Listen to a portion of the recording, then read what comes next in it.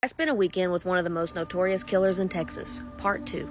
Trigger warning, this video does include descriptions of graphic violence. So after I'd spent about an hour alone with Erin Caffey, listening to her tell her version of the night of the crime, I had become genuinely convinced that she was innocent and had been wrongfully convicted. I was almost even outraged that she was there. I was like, what idiots put this poor, tiny little thing behind bars with all these adult criminals? But y'all, in a split second, the entire energy of the room changed. Erin was sitting across the table from me. Her shoulders were slumped forward and her head was down, and she was just kind of talking to me like this. And then all of a sudden, I'm leaning in, trying to hear her, and she does this.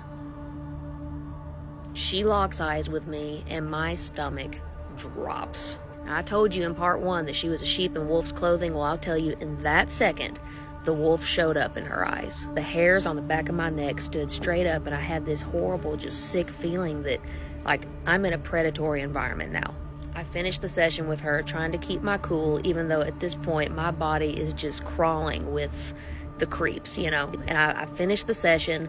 I leave the prison, get in my car, and I go to my hotel room for the night. And I just sit in that hotel bed just processing, you know, what did I see? And I told you I still had that rule for myself that I don't look up the crimes of people I work with. And I didn't. I rolled over, watched a little TV, and I fell asleep. But I didn't stay asleep long, y'all. I was woken up by this horrific panic attack. I'd had a nightmare about her eyes, those eyes, those dark, black, shark eyes looking at me.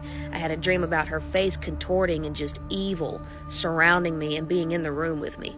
So I broke my rule. I looked her up, and it turns out that Erin Caffey organized, masterminded, and participated in the slaughter of her family. Her 2 elementary school-aged brothers were murdered with swords. Her mother, Penny, was shot multiple times and was nearly beheaded with the same sword. Her father, Terry, was shot multiple times, including several rounds to the face, but he actually survived the attack.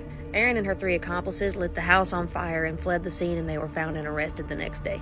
And as for how it personally affected me, I truly believe that something dark and evil followed me home from the prison that night, and it stayed with me for years after that. I was haunted by night terrors, by nightmares, panic attacks, sleep paralysis, shadow figures. Not everybody can say that they have genuinely looked into the face of evil and had it look back into you, but I did, and it has never left me.